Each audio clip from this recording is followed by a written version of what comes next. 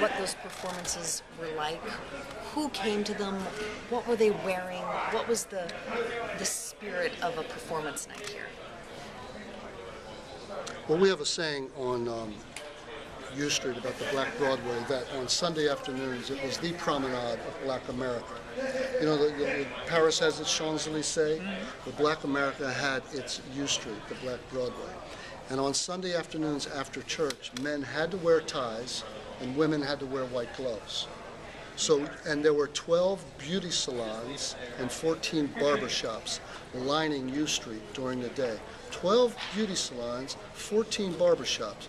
Women had to wear white gloves, men had to wear ties just to walk down U Street during the heyday. Good-looking people. So imagine if that's what they did on Sunday afternoon. Imagine how they dressed up for a performance on a Saturday night or a Friday night.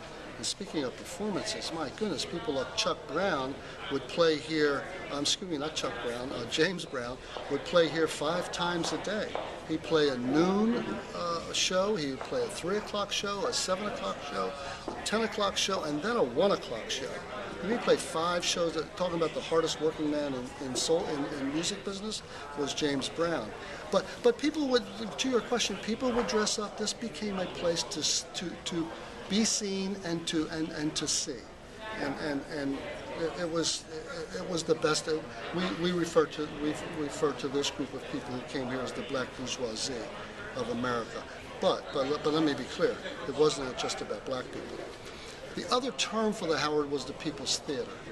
And the People's Theater means that it really was open to everybody. Segregation was pretty severe in Washington, D.C. Segregation existed all the way up until the Lisner Theater, actually, at George Washington University, was the first theater to desegregate in 1946. Black people could not go to white theaters, but white people could go to black theaters, and particularly this one here.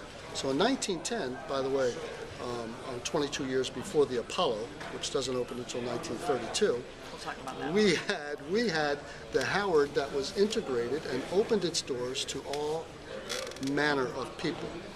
A lot of those people also were Jewish people. The Jewish community lived in this neighborhood.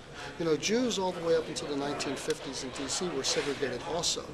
If you had a Jewish-sounding last name, you could not buy property in certain communities in Washington, D.C. There were covenants against Jews, covenants against blacks. So consequently, what you had here at the Howard is you had a large Jewish community.